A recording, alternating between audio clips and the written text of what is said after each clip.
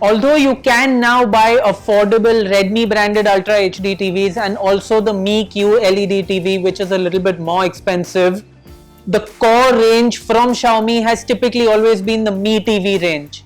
Today I'm reviewing the Mi TV 5X, the 55-inch variant of it, which is priced at 45,999 rupees.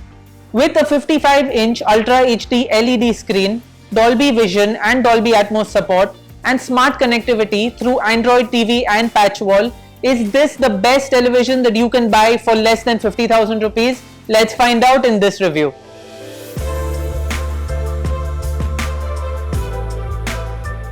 I don't usually expect competitively priced big screen televisions to look very good, but the Xiaomi Mi TV 5X stands out in this regard.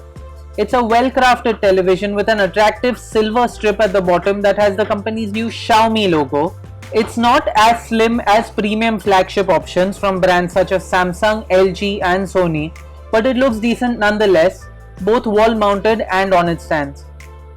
Ports and connectivity options on the Mi TV 5X 55 are more than adequate, with 3 HDMI 2.1 ports, 2 USB ports, other audio connectivity options such as 3.5mm and optical, and support for HDMI ARC.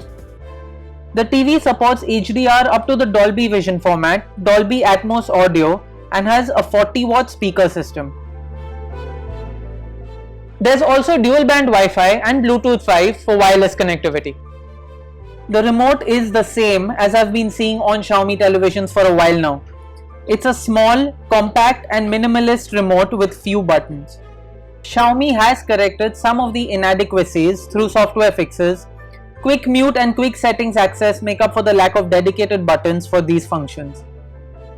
Oddly, the batteries for the remote still aren't included in the box.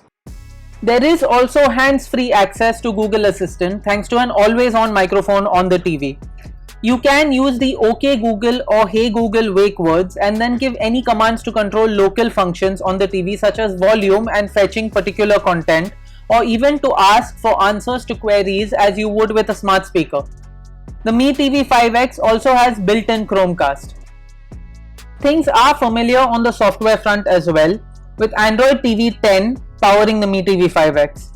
You can choose between either the stock Android TV user interface or Xiaomi's Patchwall 4 UI. While the former is more app-centric and allows you to move within apps and services quickly and easily, the latter is content-centric with curated lists and quick access to specific content across apps such as Netflix, Disney+, Hotstar, Amazon Prime Video and more. Good looks aside, the Mi TV 5X is also very well equipped to deliver a good viewing experience, promising as much value and bang for your buck as it can. While picture and sound were decent for a TV under 50,000 rupees, I did experience occasional lag and UI-based performance issues with the TV.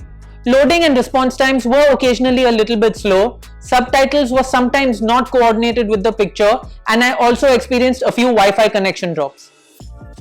The TV supports Ultra HD and HDR content up to the Dolby Vision and HDR10+ formats, and popular apps on the TV can natively play content provided your subscription plans allow access.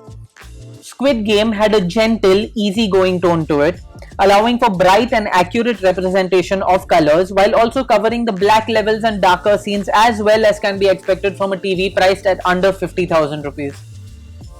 Regardless of what I watched, HDR content looked good on the Mi TV 5X. Visually impactful shows and movies such as Our Planet and Greyhound looked great, as did the more gentle and toned down Farmlands on Clarkson's Farm. Full HD content, including Schumacher and The Good Place on Netflix, was decent enough to watch as well. Although standard dynamic range didn't look quite as nice as HDR content, it was good enough for a 55-inch TV in this price range.